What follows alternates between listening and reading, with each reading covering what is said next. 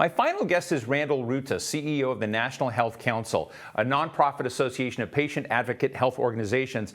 Randall, great to be with you. You know, I'm looking right now as we talk on your website. It's fascinating. I just said, what's in this? You know, I've been talking, Sure. you know, why can't we just get everybody together and solve this? Well, I mean, you've got the Lupus Foundation, the Kidney Fund, the American Diabetes Association, Heart Association, but then you'll have Pfizer, Alexion Pharmaceuticals, Bio, Cigna.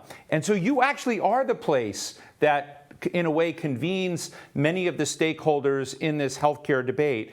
And so my question is to you, why can't you just fix all this? Well, Steve, I came to the National Health Council about 6 months ago in this role as CEO. I've been associated with the Health Council for more than, my whole career, more than 30 years.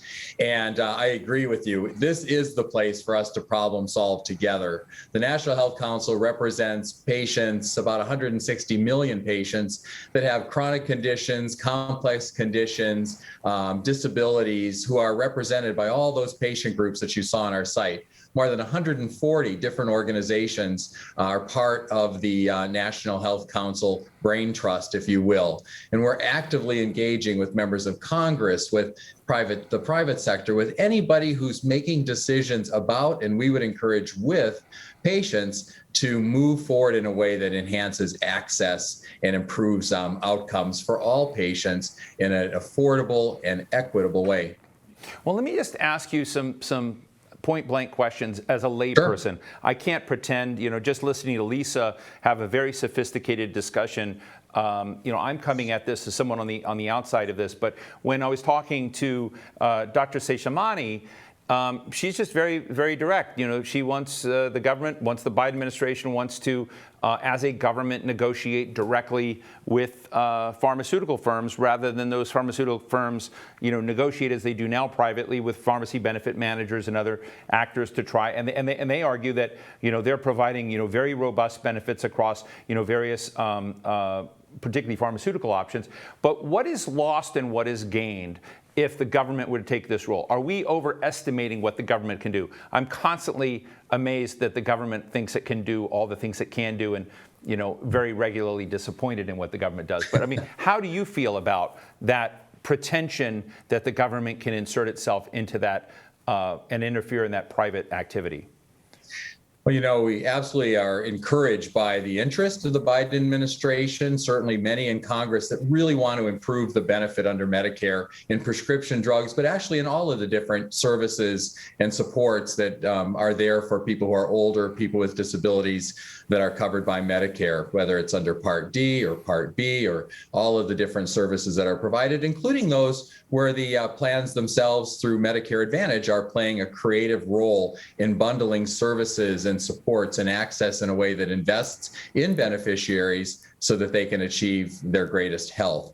But for the government to come in and you know, look to foreign countries for a pricing schedule, to set limits maybe based on inflation or other kinds of factors in what we know is a very complex system with lots of incentives. We heard other participants talk about rebates and other ways in which the system incentivizes both players in the system as well as hopefully passing savings through to patients. Having the government really look to, like I say, the foreign countries for their pricing structures, direct negotiation. As we've looked at the proposals that have evolved, we've not seen necessarily that the savings could be achieved in ways other than pure cost cutting, or that really took into account what's most important to patients. And so my caution in looking at some of the proposals that have been floated is that we have to make sure that we're looking at unintended consequences, that we're focusing on things that are important to patients. You know, we ask a lot of patients in contributing to their own health,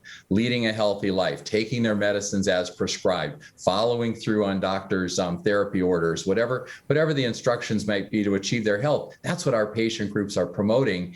And so we need for this approach to be holistic. And what we've seen so far in proposals around negotiation or pricing structures is it's really all about cost. And I don't think we're going to get the outcome we want for patients or for society, certainly for these programs long term, if that's where we limit our thinking. Thank you for that, Randall. And I also talked to the Deputy Administrator, Dr. Seshamani, about the rumors that in the infrastructure bill there was be kind of a, what I would call a takings or a drawdown or a, capture of some of the funding in CMS for road work and potholes and stuff like this. And I guess my question is that a danger if it turns out to be true? And I have to tell our audience, we don't know what is true yet because the actual legislative language is not out there, but we know enough that in fact there are folks that think that and the Biden administration thinks they can draw money from that element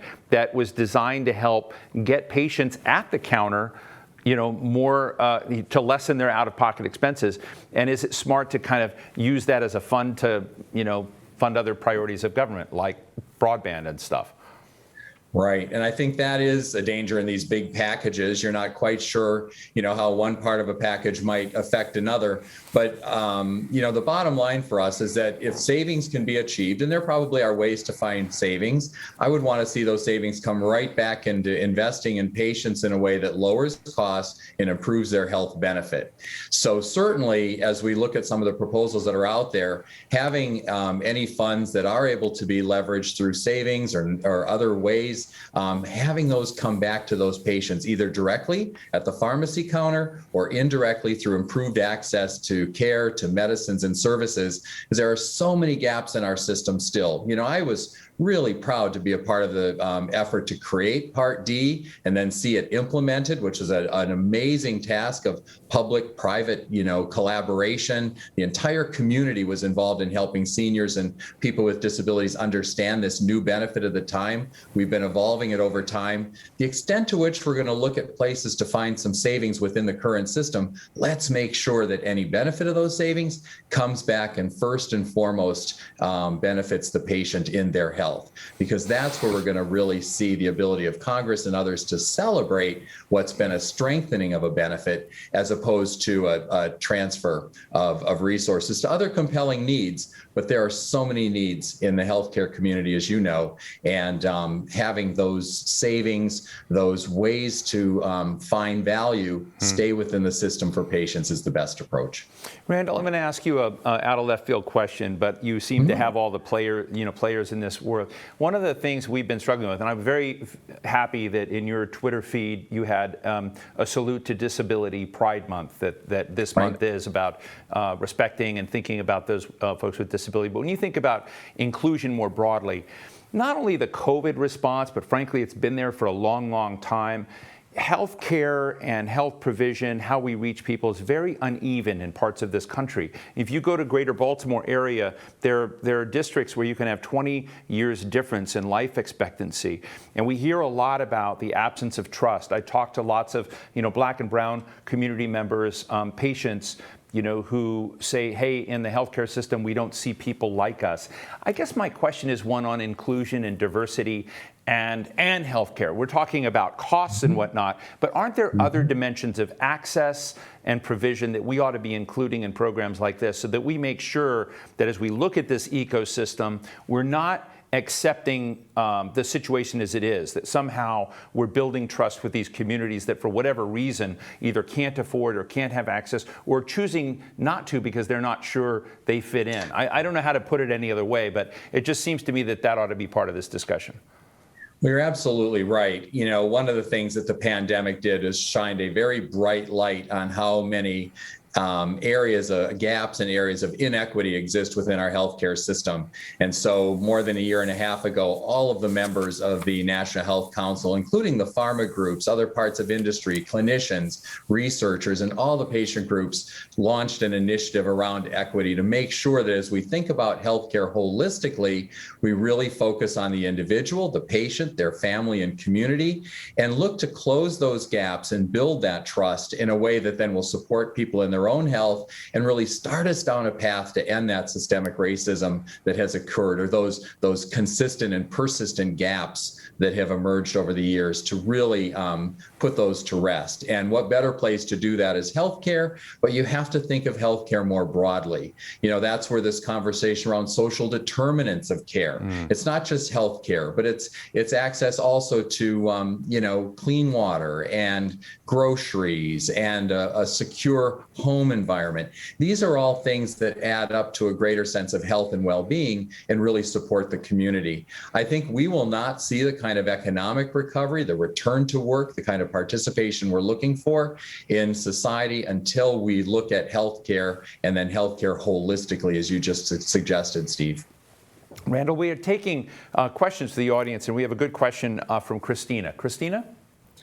Hi, my name is Christina Badaracco. I'm a research scientist at Avalier Health. I'm also a registered dietitian. In today's discussion about how to improve Medicare for patients, I would like to know what the speakers think about how Medicare should be updated to improve nutrition care for patients, thereby improving their health and reducing their healthcare costs. Terrific. Your thoughts? Well, Christina, that's a great question and observation. I think I've heard other speakers mention that adherence and compliance, helping patients just follow the prescribed regimen from their physicians that they're a part of evolving, is key. And so when you think about nutrition, particularly for people with chronic conditions or complex conditions, their nutrition is going to be as important as the medicines they take, as the interventions that might support their health in other ways. And so we would really like to see Medicare always take that holistic perspective. There's a lot that we could do around the prevention benefits that were added a few years ago to make sure that everyone, particularly with a chronic condition or complex condition, is absolutely taking advantage of the prevention benefits that already exist, looking to communities support us in doing that. In nutrition, again, particularly for people with rare diseases or many diseases that really affect the body's ability to absorb nutrients and achieve a balance that's necessary for health, knowing that that's as critical as any medication is key. So I think you've really touched on something very important and something that we would like to see go forward as we think about improving this benefit. Randall, I'm just going to sneak one more question in. Sure. I keep telling people, I said, when I kind of get insights from smart people like yourself or like our guest from AstraZeneca, that I sort of feel like the technological change and options that are coming in to enhance our collective lives and quality of life are staggering, but that if Galileo were alive today, he might still very well be found guilty. And so there's this struggle kind of, and almost a sort of, there's an ambivalence about science and what it can do in some quarters. And I just sort of feel like, hey, we're still in a period of pandemic. Science has been so important to that equation and coming up with options. And yet there doesn't seem to be as deep an understanding of how important this ecosystem is. And you sit with a lot of players there. Is this discussed? Do people wonder, wow, we need to kind of take a road show out there and begin kind of, getting people to understand what is the missing piece of this? Or is this just the way it always is throughout history? Science is sort of taken advantage of, but yet not deeply embraced. I don't know. I'm just sort of, this is really a completely open air question. Well, it's a great question because we are seeing that effect right now when having almost an accelerated and miraculous bringing to market of these vaccines that are helping globally us address this pandemic. And at the same time, there's a suspicion about the systems or the timing, the approval processes and things. So for the National Health Council, we have always been a close partner to the FDA, the NIH, the CDC, those institutions in government and in the private sector, many of our own members that are in the pharma industry and other industries that are so supportive of good science and careful about anything that comes to market, anything that's going to benefit a patient. And so I think the thing for us to do is just meet patients where they are, with their families, in their community, work with them in concert with their physicians to help answer the questions that they have relative to why this medicine, what do they need to know about their conditions, how can they be a part of their own health. And so with the current debate, making sure that the FDA has the resources it needs to follow a process, which is a trusted process.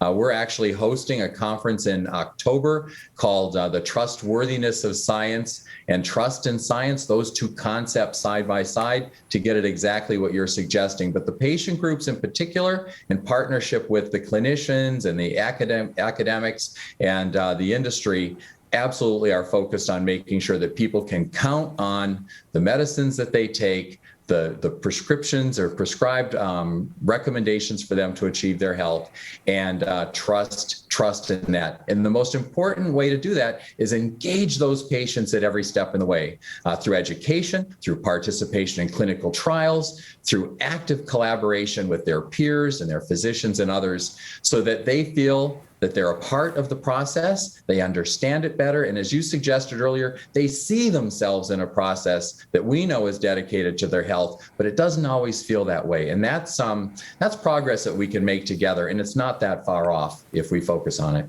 Well, Randall, I hope you will let me and us at the Hill know about that conference you're doing. It sounds very interesting, and would love to see what it is. I want to thank Randall Rutta, CEO of the National Health Council, and tell our audience that Randall was for 36 years at Easter Seals, one of my favorite organizations. Does incredible work. You talk about inclusion in different corners, of the health picture among seniors, veterans, others.